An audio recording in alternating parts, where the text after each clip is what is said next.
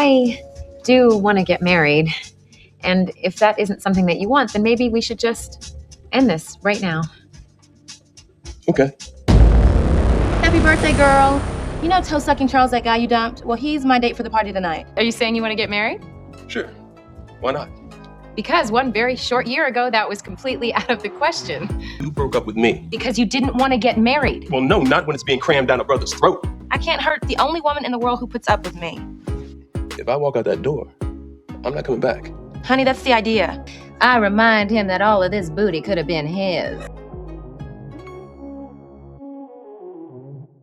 Champagne, anyone? Hey y'all, today we are finally going to get started with one of the recaps that I have been waiting on, and that is one of, if not my favorite show, Girlfriends. We have to start with season 1, episode 1, specifically because I feel like the first episode jumped off every trope that we saw manifest throughout the entire series. It was all right there in the first episode. Some a little bit more extreme, where we saw some of those tropes and some of the behaviors from the characters toned down a bit, but then some of them were more subtle, and we saw those become exacerbated as the series went on. There is a lot to dissect in Girlfriends as a whole, so I am excited about getting started with this review and recap of this series.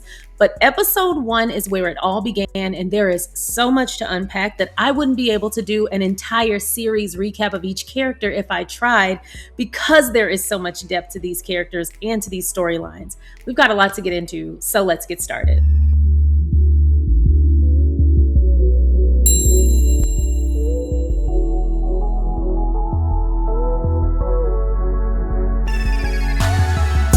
Thank you so much for clicking on my video, and if you're returning, welcome back to Chats and Chill. Today, we're going to be talking about Girlfriends, the series I have been waiting to get to. This is one of, if not my favorite show, but we're going to start with season 1, episode 1, Toe Sucking. The first episode of Girlfriends is titled Toe Sucking. I don't know how that missed me. I've seen this episode a million times. I know it's about toe sucking Charles and his dirty dog ways. I know that. I just didn't know they named the whole episode after him. They could have named it Happy Birthday, Joan. They could have named it Trials Between Friends, or A Man Between Friends, or A Man in the Middle. They could have named it so many things, but the whole series that ran for 8 seasons rests on an episode titled Toe Sucking. That's bold. And you know what? It clearly paid off because the show ran for a very long time. Right out the gate, something I noticed about Girlfriends is the first episode starts on the main character's 29th birthday, just like Insecure. Now, I don't know if Insecure did that on purpose as an homage. I mean, that show is very intentional, so I can't imagine that was a mistake. And it would make sense because it is about female empowerment, but also figuring out your life in your 20s and how difficult that can be. And so is Girlfriends. So I wonder if that was intentional. I'm going to assume it was. But the difference is, in season 1, episode 1 of Girlfriends, Joan starts us off getting dumped. But in season 1, episode 1 of Insecure, Issa starts us off dumping her boyfriend and cheating child. Like, she started us off in control. Now, we saw that kind of fall apart, and we did recap that. Joan walks into work in season 1, episode 1. The first time we are ever meeting this amazing character, we learn that she's a lawyer. We learn that her assistant is also her friend. And then we also learn that she is in the process of getting dumped on her birthday. They're from Derek. What's this say? Sorry, I can't make it to your birthday party tonight. Michelle and I got back together. Happy birthday from both of us. That pretty much tells us what Joan has probably been dealing with in her relationships, and it says a lot about the types of men she's probably choosing. Now, we don't get a lot of detail about why this man broke up with her outside of he went back to his ex, but something I would have loved to have found out is, how long were they together? Was there an assumption that they were about to become monogamous? How far did they go within their relationship? Was this a casual date that was just supposed to accompany her to this party? Or was this someone she was actively dating? That changes a lot, but she seemed so disappointed that I wonder if this was a pseudo boyfriend, that they were moving out of that phase and into something a little bit more exclusive. We never know because we never meet the asshole. And good for us. Thank you, Joan, for saving us the time, because I didn't want to rest my eyes on him, but we did have to rest our eyes on toe-sucking Charles. More on that later. Now, that wasn't a problem. He is handsome, but he's a scumbag. She doesn't even go back to focusing on her birthday. She just goes back to feeling sorry for herself. And it's only exacerbated when that asshole Maya, her assistant, her employee, but also her friend, comes up to her, and instead of saying, hey, I'm sorry to hear about that, or that guy's a jerk, or he didn't deserve you anyway, queen. Like, she didn't build her up for any other reason because they're friends, but also, again, it's her birthday. Maya walks in and then says, I mean, how's that gonna look? You being a birthday girl and all, you gonna be the only one at your party who ain't got no man. if you don't get your pick-me ass out of her office, this was the moment I knew I wasn't gonna like Maya's character. Golden Brooks, I love you. Plus, we share the same last name. So clearly, we family down the line in some kind of way. At least I'm gonna pretend that we are. Maya would do the same. But Maya can kick rocks. Not only her boss, but her friend.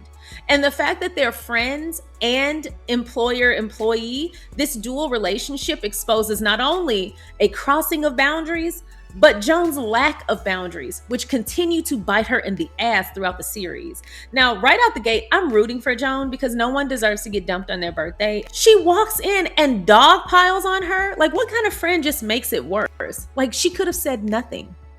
But instead, she puts a lot of pressure on Joan to just have a man at her birthday. At her birthday. Mind you, this is her 29th birthday. It's all about her. Who cares if a man is there? If anything, this is the perfect night to go out and get you a man on the spot. But no, Maya, because she's miserable in her life and at home, and she holds a little bit of resentment for Joan, we'll get there, she's trying to make Joan feel bad. Because the only time Maya feels worthy of spending time with these women or feels good about herself is when she can bring them down to her level because she is deeply insecure about her place in life. We see this exposed from Maya's words and actions not only throughout the show, but throughout the series. Shortly after that, we meet Toni and Lynn, and this is the first time we learn that Lynn is a moocher.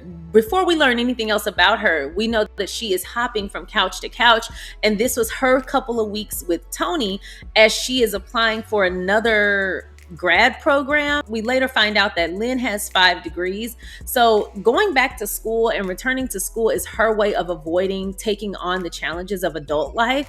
And it's something she uses to manipulate the people around her to get them to take care of her. She has a lot of trauma with abandonment, having found out that she's been adopted, but she was also raised around predominantly white people. So she had some identity issues, and she was raised by a white family. So she often felt like the only one. And then her sister decided to overcompensate for that by becoming a caricature of Blackness based in stereotypes, which made Lynn feel even more self-conscious, which we learn later down the road as well. We meet her in this phase of life where she is just in a failure to launch, and she's mooching off Toni, and Toni has strict boundaries. The first thing we learn about Toni is time's up. I care about you. I'm proud of you for your grad program, but I told you you had a specific amount of time. That time is now up. Get your things out. So much so that Toni is actually packing her things for her. And she even said, you better call one of your other friends and see if you can bum on their couch because you cannot stay here. The first thing I learned about Toni is I love her ass.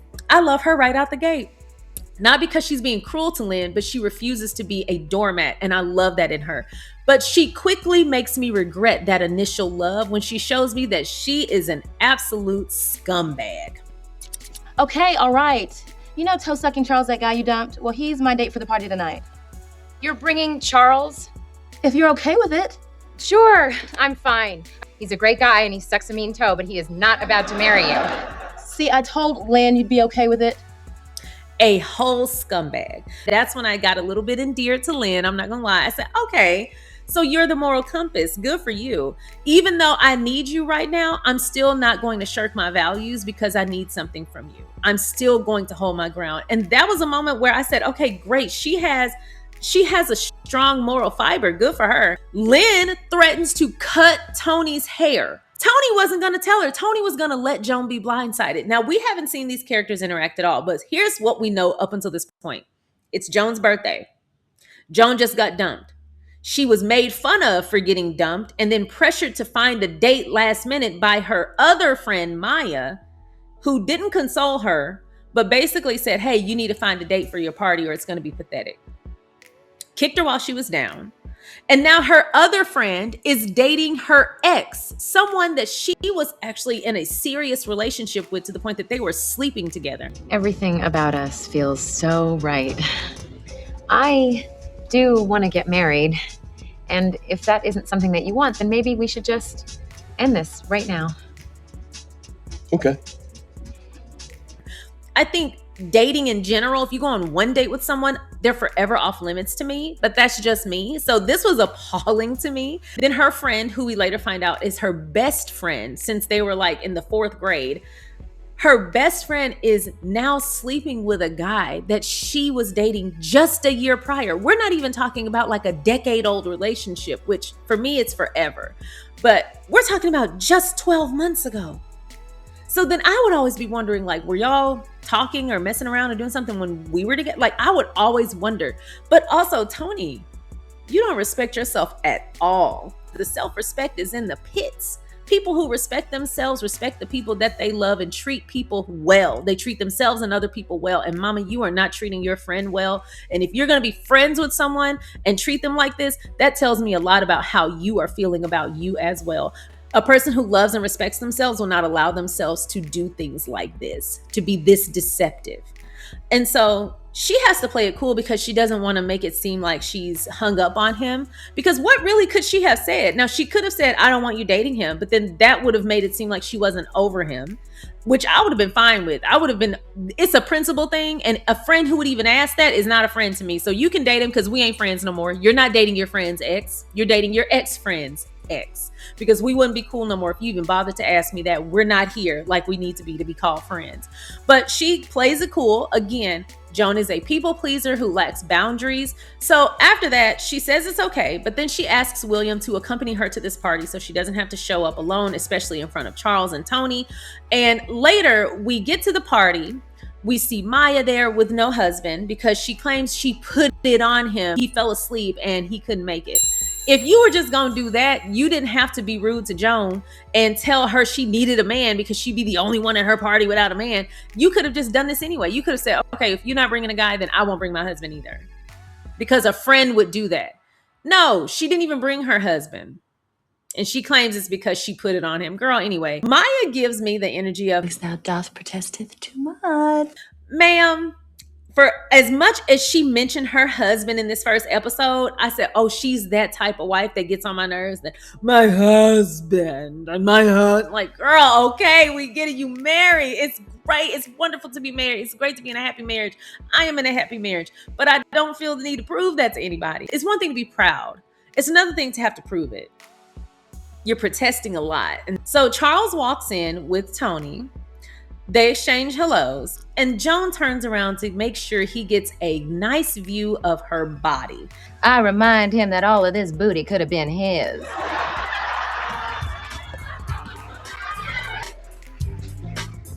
Champagne, anyone? Now, Tracee Ellis Ross is wearing a beautiful olive green knit halter dress. I think it's a midi dress. Her hair is nice and big. Her jewelry is on point, very 90s, early 2000s energy, that beautiful natural-esque makeup. This might be the best I've ever seen Tracee Ellis Ross look. She looks phenomenal. Your best friend and your ex in bed together laughing at you. Look, I'm just trying to keep you from looking like a chump. Oh, hell no. She's not dating your man. Dating Joan's ex. Yeah, so? And you all are friends. See, black women don't do that, Toni, like I'm wearing blue eyeshadow. Wrong. I don't mind if Toni dates Charles. You nasty. Ugh. This is so manipulative, and it gives us an idea of how Toni takes advantage of Joan's lack of boundaries, but also her conflict avoidance. Like, she doesn't like conflict. She doesn't like confronting people, but she's also a lawyer. And apparently a good one. She's always getting praise and accolades for what she's done in the legal field. She's also made junior partner on her birthday. So there was an upside. So clearly she's a good attorney. So she's good at debate, I'm assuming, because we see her go back and forth to trial. So she is good as an attorney, but she still doesn't like conflict within her friendships, and she struggles to confront people. And we see Toni take advantage of this rather than have compassion for this. Now, no one on this show knows Joan better than Toni. So you would assume that Toni is aware that Joan is conflict avoidant and that she is a people pleaser. So instead of saying she can speak up, why not simply say, I wouldn't do that to a friend regardless. She shouldn't have to confront me to treat her well. She shouldn't have to confront me for me to respect her because that's my friend. Some shit should be done regardless. There are some things that shouldn't require confrontation or me speaking up, i.e., doing things that are deceptive to me. I should not have to wager with you to not deceive me. And that is why I didn't care for Toni. She took advantage of something that she perceived as a weakness in Joan. Friends don't do that. But also, as an adult, Joan should have absolutely said, I don't like that, and a friend wouldn't ask me to do that, and I don't want to be friends with you. She should have absolutely used her discernment, if she has any. Maya and Lynn are the only two in this situation who are just outraged at Toni, but also disappointed in Joan for allowing it. And we see them consistently confront Joan about standing up for herself. But what I don't appreciate is that not only do they confront Joan often about standing up for herself, but when she finally does, they then shame her for it. We'll get there. We're only in episode 1. So they go back out. Toni is talking to Charles, and Charles is talking about being excited to settle down. He's buying a home and he's ready to start planning his life in that way. So Joan, who dated him a year prior, is like, hey, you told me you didn't want to get married. That's why we broke up. And he said, I didn't want to get married when it was being shoved down my throat. And Joan says, well, I didn't expect to get married today. I just wanted to know where your head was at. I was looking for a little intent, a little bit of forward thinking. And Toni butts in, which again, seeing these two argue, I would have never been in this situation. But should I have found myself in this situation, that would have been more than enough of a moment for me to pull the plug. Because girl, they're still having heated arguments. Get out them people's way. But she goes, down, Joan. You came here with my man on my birthday and you gonna tell me to get down? See, I'm tripping. Yes, you're tripping. You're the one who brought this man into my house. My last real boyfriend. Hell, I still go shopping with his mom. You are so foul, just staking up the joint. You know, if you weren't Joan's girl, I'd put my foot up your ass. Girl, I will wear you out. Do not let this Prada fool you. Well, bring it on. You gold digging, money worshiping skank. Right, Stop the madness! I don't believe in fighting over men, but I do believe in fighting over principle. She should have whooped everybody's ass. Williams too, just for the hell of it. At that moment, Joan kicks everybody out of the house. Everybody gotta go. So they don't leave. They just stare at her, which is so weird because this is why you need a firearm. I'm just like, let me stop. But no, I would have told everybody to get out, and they didn't. Now, people wonder why Terry from Soul Food grabbed that knife out that block and was running at Faith the way she was, because people have a problem listening the first time. Did you hear me? Go, get out. Fine, I'll leave.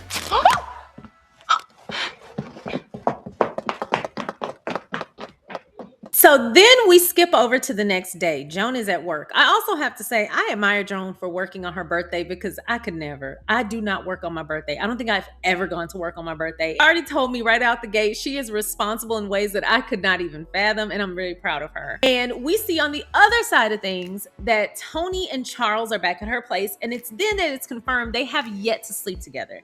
Up until this point, the assumption is that they are in the throes of a relationship, but no, they've just been seeing each other because now they're trying to get it popping. And she's like, you know what? I actually can't do this. I can't do this. First of all, you've already slept with my friends, so you cannot sleep with me. Yay, Toni. I mean, you're late to the party. This shouldn't even been a question, especially at your big age, but whatever.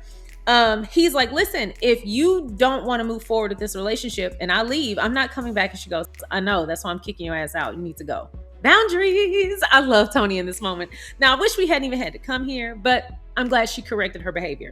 She felt bad, and something she says reveals a lot about how she sees Joan, and it kind of reframes their relationship and why Toni acts out. Again, just because we know why someone does something doesn't mean we have to excuse it or condone it. I can't hurt the only woman in the world who puts up with me. All right, but if I walk out that door, I'm not coming back. Honey, that's the idea. I can't hurt the only person who puts up with me. I didn't hear Toni, the 29-year-old or 28-year-old realtor who has all her shit together in a fire bedroom that I decorated my college apartment after because I saw this beautiful bedroom. I don't see this powerful woman with all these strong boundaries in this moment. I hear a little girl. I hear a little girl speaking about someone as if she is a burden and that loving her is burdensome, which then makes me wonder, how are you seeing Joan? If you know Joan loves you, and it's clear throughout the show, Joan will do anything for her friends, and they take advantage of her. Joan is more so the mama in this group. She's not necessarily a girlfriend. She's kind of like the mom of the group. She's the only one with her own home that she owns, and she has a stable job. Now, Toni has those things too, but Joan also has emotional maturity. Joan is more likely to be nurturing and caring to the other ladies in a way that Toni simply is not. And so we notice that while Joan and Toni have similarities, certain stark differences start to reveal themselves. Toni sees herself as burdensome, and I would even say possibly unworthy of the hassle that Joan deals with to be in her life. So instead of appreciating her, it almost feels like the more Joan loves her, the more frustrated she becomes because it highlights how little other people may be showing up for her, how little she is loved in other areas, possibly even with herself. Now, again, I'm making a lot of leaps and bounds with that, but that statement was loaded, especially seeing this dysfunction already in episode 1. We also noticed that this behavior, this sleeping or dating someone that Joan cared deeply about, it might not necessarily be about insecurity or lack of boundaries, although those play into it. This feels more like a little girl, a child acting out against their caretaker, not a friend deceiving a friend, although that is still what's happening. This feels like Toni acting out against a mother. Seems like a bad kid, a teenager. It sounds more like something a person would say about a partner, a romantic partner, or even a parent or a caretaker. Your friends aren't putting up with you. They're choosing to be in your life because you are worthy of being loved in the way that they love you. That made so much come into perspective. Having seen the entire series and returning to episode 1, I said, oh, Toni saw Joan as the replacement mother because she's the mother Toni never got a chance to have. Joan is nurturing, Joan is stable, Joan is predictable, Joan is loving, she's compassionate, and she's supportive, and she will be there for you no matter what. This is probably the only source of stability Toni has had from another woman. Her mother is an alcoholic. She often raised herself. She was very parentified. When she wasn't raising herself, she was being raised by her older, resentful sister who did not deserve what happened to her. So we know that Toni's relationship with other women, especially other women who are her peers or older than her, is very fractured. She doesn't trust women, which explains why Joan loving her feels like Joan putting up with her because her own mother made her feel like a burden. Her sister, who was resentful for having to be an adultified and parentified child, raised her with resentment. And she expressed that during Toni's wedding episode. So Toni is looking at Joan as someone who is taking pity on her, whereas Joan is looking at Toni as someone who took pity on her when they first met. So it's later revealed in the therapy episodes that Toni was friends with Joan when no one else would be friends with Joan. She taught Joan how to do her makeup. She was the only friend Joan had. And when Joan wanted something, Toni made sure she got it. So we hear these stories and these instances of them showing up for one another in the same way, but in different forms. They support each other. They love each other. They're often the only source of stability each other has in a friendship because Joan's mother was always getting married. She had a new husband all the time, and her dad abandoned her because he moved away and he only saw her when it was convenient for him. So these two wounded women lean on each other and they can bring out the best in each other, but sometimes they can trigger the worst in each other. It makes sense why they're so attached as well. It's almost like you're the thing that's making me drown, but you're also my life raft. And that is a very toxic dynamic to be in with anyone. Toni feels like shit. She breaks up with Charles, sends him packing, doesn't look back, which I love. But then we see Charles make his way over to Joan's house. He shows up to Joan's. He apologizes to her after Toni breaks up with him. He comes over and he lets her know, like, hey, I made a mistake. I should have been open with you that I wanted to get married after I got my career on track. I was a fool, but I want to change things and I want to be there for you now. Now, something I've noticed about Charles' personal motivations is he's just looking for the nearest toe. He just wants a toe in his mouth. I don't think he even cares about the head and the body attached to the toe. The man's just a fiend for toes. It's quite disgusting. I hope he comes across a Fred Flintstone soon. She falls for it. I'm like, girl, the fact that you let this buffoon in your house another time after the birthday party is crazy. The fact that you let him come to your birthday party at all is crazy. I'm gonna need you to get some self-worth. But the fact that you let him come back, I'm gonna need you to get some self-respect and some self-esteem as well. So she falls for it. He starts kissing on her and, of course, making his way to the foot. And it's then that Toni shows up because she's on her way to Joan's to apologize and fix their friendship. So Joan hides Charles behind the kitchen island. Toni walks in and she says her spew, and Joan is like, I understand, I forgive you. And she's like, no, Joan, you need to assert boundaries and you need to assert consequences when people harm you. While Toni is right, this is another reminder that I said, they bring out the best in each other, but then they also trigger the worst. Because is this not something a friend should be telling you about someone else, not their own behavior? You shouldn't be doing things that require consequences as a friend. Anywho, it's then that Joan says, I feel guilty. Charles, get up. And she shows her that her and Charles were back messing around. So Toni is feeling not only deceived, but also, girl, I can't feel bad for you at all. You deserve whatever. But Toni is feeling a bit deceived. She's feeling shocked. They're all like, what the hell is going on?